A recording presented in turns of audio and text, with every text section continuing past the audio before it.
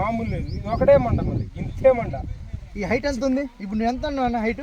నేను 5.5 ఉంటా. 5.5. ఇప్పుడు ఈ మొక్క నుంచి ఎంత హైట్ ఉంది అనుకుంటున్నావు? 5 ఉంటుంది.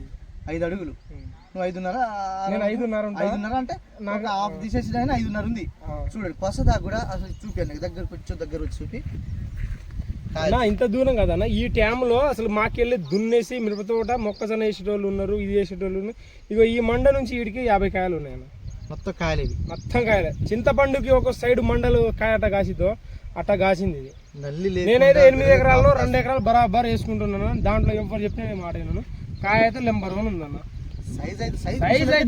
సైజ్ అయితే కలర్ అయితే అసలు ఒక డాగు లేదన్న ఈ టైంలో. అసలు ఈ టైంలో 3 సార్లు ఏరింది మా కాడ, కానీ ఇది ఒకసారి ఏరింది. కానీ ఫస్ట్ గా మైలకాయ తెంపారు అయిపోయింది. మళ్ళీ కాయ కూడా ఒక్క తాలు లేదు. అది చెట్టు మీద కూడా కాయ ఎండినా కానీ తాలు కావట్లేదు. అవి అసలు తాలు లేదు. అసలు కింద నుంచి ఒక్క కాయ చూసినా కానీ తాలు లేదు. సైడ్ బ్రాంచెస్ విపరీతమైన సైడ్ బ్రాంచ్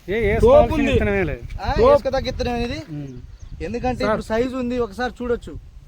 ఎలా బాబాయ్ గారు ఈ ఒక్క మండ చింతపండుకి చింతకాయలు అట్ట కాస్తున్నాయో అట్లా గుత్తులుగా.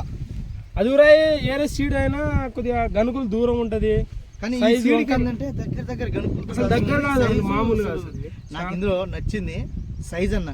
సైజ్ మాత్రం పచ్చికాయ కావాలని చంపట్లేదు, ఇది పచ్చికాయ.